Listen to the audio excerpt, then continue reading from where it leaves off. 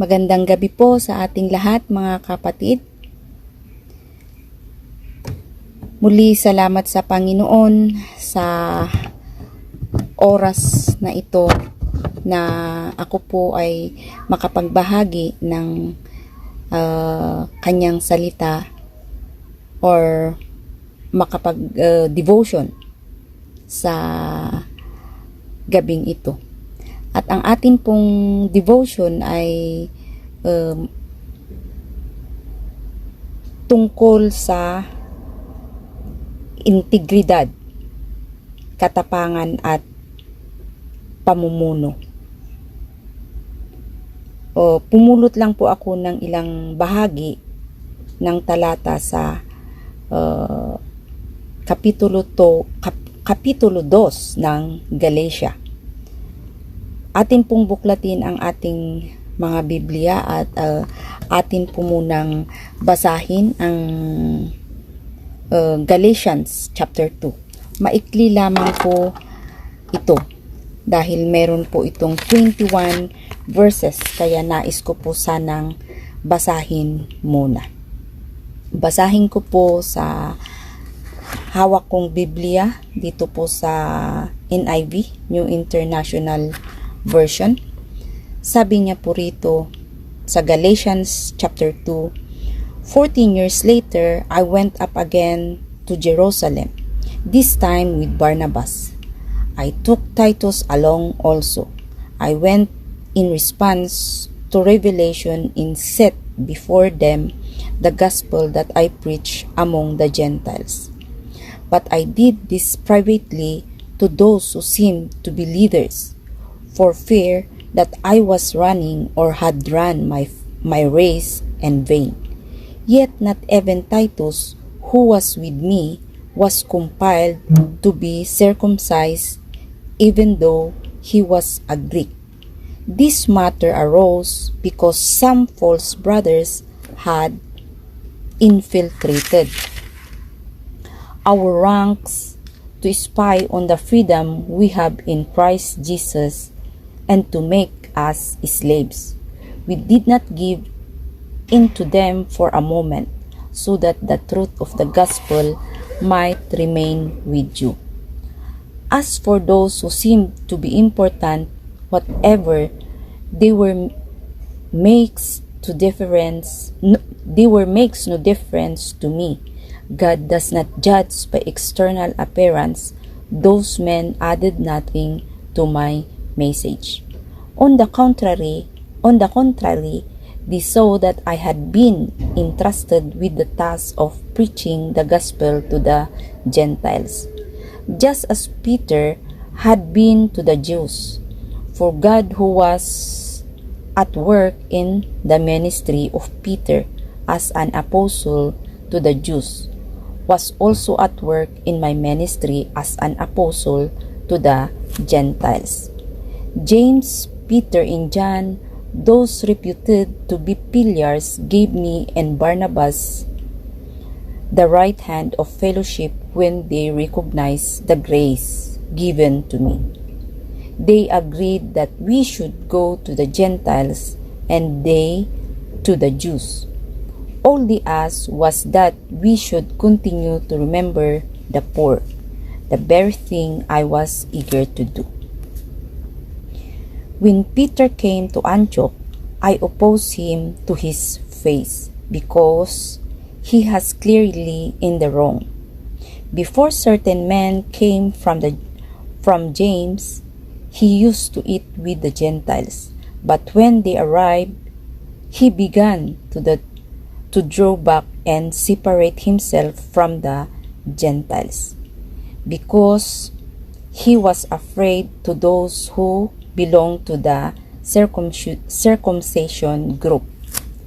The other Jews joined him in his hypocrisy, so that by their hypocrisy even Barnabas was led astray. When I saw that they were not acting in the line when I saw that they were not acting in line with the truth of the gospel, I said to Peter in front of them all, You are a Jew, yet you like a Gentile, not like a Jew. How is it then that you force Gentiles to follow Jews' customs? We who are Jews by birth and not Gentile sinners know that man is not justified by observing the law, but by faith in Jesus Christ. So we too have put our faith in Christ Jesus, that we may be justified by faith in Christ and not by observing the law. Because by observing the law, no one will justify. If while we seek to be justified in Christ, it becomes evident that we ourselves are sinners, does that mean that Christ promotes sin? Absolutely not. If I rebuild what I destroyed, I prove that I am a lawbreaker. For through the law I died for the law, so that I might live for God. I have been crucified with Christ, and I no longer live, but Christ lives in me. The life I live in the body, I live by faith in the Son of God, who loved me and gave himself for me. Last verse 21, I do not set aside the grace of God, for if righteousness could be gained through the law, Christ died for nothing. Ito po ang salita ng Diyos.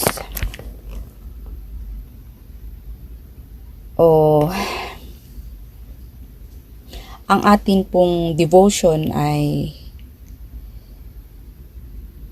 manindigan para sa katotohanan. Ito po ang title po ng ating devotion. Manindigan para sa katotohanan. Sa Pilipinas po, si Rodrigo Duterte ay nahalal noong 2016 bilang Pangulo ng Pilipinas. At masasabi kong meron siyang paninindigan o may isang salita. Kasi marami sa kanyang mga sinabi nung panahon ng kampanya ang kanyang tinupad.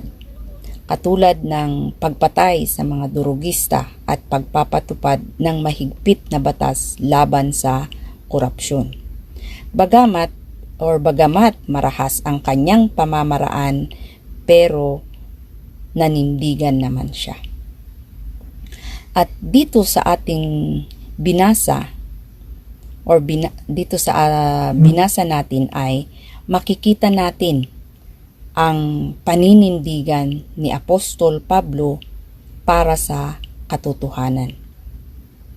Ang kwento kasi dito ay noong nakikikain si Pedro sa mga hintil at biglang dumating ang mga kasama niya na mga Hudyo, bigla siyang umalis sa grupo ng mga hintil. Para po sa kaalaman natin, ang mga Hudyo ay hindi talaga nakikisalamuha sa mga hintil sapagkat marumi sila sa kanilang paningin. Masyadong malayo ang pagitan ng kanilang pagkatao. Ayaw ni Pedro na makriticize siya ng mga kapwa niya Hudyo. Para bang ikinakahiya niya na makita siya na nakikisalamuha sa mga taong marurumi. At ang masama pa nito ay nahikayat pa niya si Bernabe na gawin din niya ang kanyang ginawa. Naging mahina siya sa pamumuno para sa kaalaman natin. Or naging mahina siya sa pamumuno. At para sa kaalaman natin, si Pedro ay nagsilbing leader ng mga disipulo. At ito'y nasaksihan lahat ni Apostol Pablo at kanyang pinagsabihan si Pedro ng harap-harapan upang ipamukha sa kanya na mali ang kanyang ginawa. Mga kapatid, minsan gusto talaga tayong subukin ng Diyos kung tunay nga ba tayong Kanya. Minsan, dadalhin tayo sa isang sitwasyon na matites ang ating pananampalataya, tulad ng nangyari kay Pedro. Kaya, panghawakan natin ang katotohanan na tayo ay binago ng Panginoon. Buong tapang sana tayong humarap sa lahat ng pagkakataon na ipahayag ang Ebanghelyo. Huwag tayong matakot, huwag tayong mahiya. Kasi sabi pa dito sa Biblia, ang magtatwa sa akin ay itatatwa ko rin sa harap ng Ama sa araw ng paghuhukom. Si Jesus mismo ang nagsabi niyan. Kaya isang hamon sa ating lahat mga kapatid, bilang mga mananampalataya, ang huwag maging dahilan ng pagkatisod ng iba. Maging firm sana tayo sa lahat ng pagkakataon. Ito po ang ating devotion sa gabing ito.